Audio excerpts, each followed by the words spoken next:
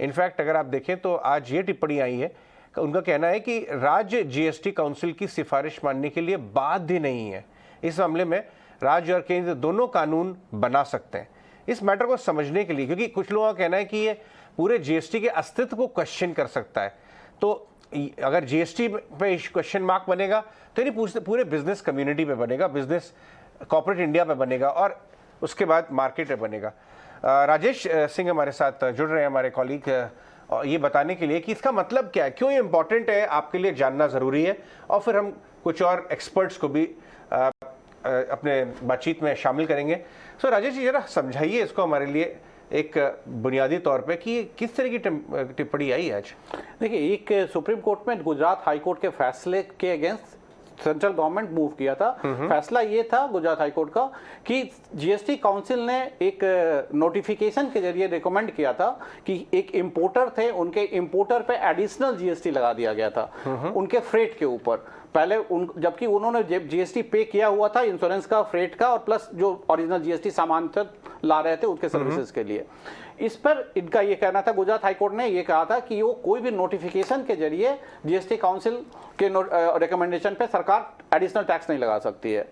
उस फैसले के अगेंस्ट केंद्र सरकार जो थी वो सुप्रीम कोर्ट में आई। सुप्रीम कोर्ट ने गुजरात हाईकोर्ट के फैसले को सही माना और कहा कि फेडरल स्ट्रक्चर में राज्य और केंद्र दोनों सक्षम है कि वो कानून बना सकें, और उनके कानून को बनाने के हक को कोई रिकमेंडेशन एक जीएसटी काउंसिल नहीं, तो इसमें कोई एक्सेप्शन हो सकते हैं। बिल्कुल, और इसी को लेकर काफी कंफ्यूजन हुआ कि जीएसटी काउंसिल जो है वो बनाया गया था जीएसटी एक्ट के तहत, और जीएसटी एक्ट जो है वो पार्लियामेंट ने भी पास किया था और उसके बाद सारे राज्यों ने उसको इंडोर्स भी किया था, हर राज्य के असेंबली से उसे इंडोर्स किया गया था। अगर ऐसा होता है तो अगर जीएसटी काउंसिल का कोई फैसला होता है टैक्स स्ट्रक्चर को लेके कि किसी पर्टिकुलर वस्तु पे कितना टैक्स लगाया जाए, क्या हर राज्य अलग अलग ऐसा कर लेंगे? अगर ऐसा करते हैं तो बिल्कुल हम पुराने फिर वैट स्ट्रक्चर में चले जाएंगे। जैसे आप देखिए कि पेट्रोल पे वैट नहीं है तो कोई राज्य पेट्रोल पे 33% का टैक्स लगाता है, कोई 16%, कोई 0%। तो अगर वैसे स्ट्रक्चर में चले जाएंगे तो वन नेशन वन टैक्स की क्वेश्चन ही नहीं उठता, सवाल ही नहीं उठता। तो इस पर बात करने के लिए हमारे साथ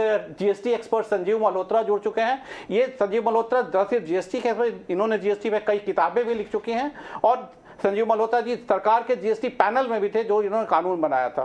तो सबसे पहले तो संजीव मल्होत्रा जी, हम आपसे ये समझना चाहेंगे कि इस एक्ट का मतलब जीएसटी काउंसिल पे कितना पड़ेगा। आप जैसे कि मेरी आपसे थोड़ी देर पहले बात हुई तो आपने कहा था प्री रिक्विजिट होगा जीएसटी काउंसिल का रिकमेंडेशन कानून बनाने के लिए, लेकिन क्या अगर कोई राज्य अलग कानून बना ले तो उसका क्या मतलब होगा? सबसे पहले इसको एक बेसिक चीज को समझ लीजिए। जीएसटी काउंसिल एक रिकमेंडेटरी बॉडी है, एक्सपर्ट्स की रिकमेंडेटरी बॉडी है, वो लेजिस्लेटिव काउंसिल नहीं है। लेजिस्लेट करना है या पार्लियामेंट ने या असेंबली ने, लेकिन लेजिस्लेट करने के लिए जो रिकमेंडेशन देनी है वो जीएसटी काउंसिल ने देनी है।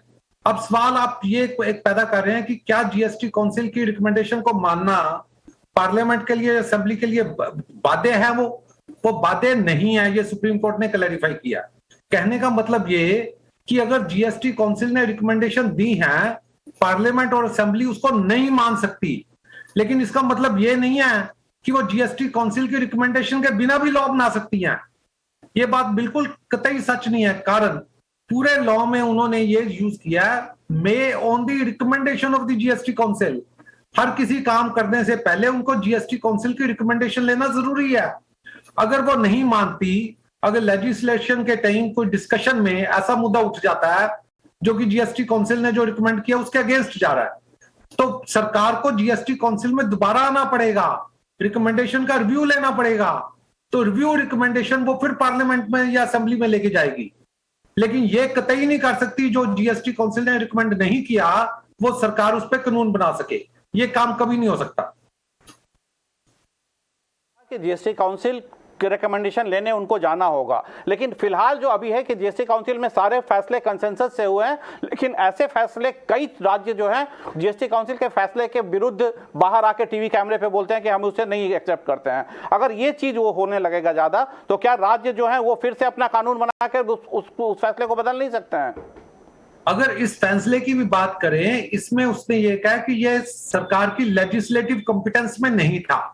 कहने का मतलब जीएसटी काउंसिल ने रिकमेंड किया, लेकिन लेजिस्लेटिव कॉम्पिटेंस किसकी है, पार्लियामेंट की या असेंबली की? वो कहता उनकी कॉम्पिटेंस में नहीं था ये नोटिफिकेशन इशू करना, तो ये नोटिफिकेशन अल्ट्रा वायरस है। तो इस पे जीएसटी काउंसिल के रिकमेंडेशन पे सवाल नहीं उठा। सवाल उठा कि सरकार को इस पे लेजिस्लेट नहीं करना चाहिए था, ये उसकी कॉम्पिटेंस में नहीं है। कॉम्पिटेंस क्या था, क्वेश्चन क्या था कि जो एक एक्सपोर्टर जो देश के बाहर बैठा हुआ है, जब वो फ्रेट पे करके आपको गुड्स को भेज रहा है, क्या वो जो फ्रेट कंपोनेंट है जो बाहर से लेके इंडियन कस्टम्स तक का जो फ्रेट कंपोनेंट है उस पर टैक्स लग सकता है कि नहीं लग सकता? सरकार ने उसमें 5% टैक्स लगा दिया।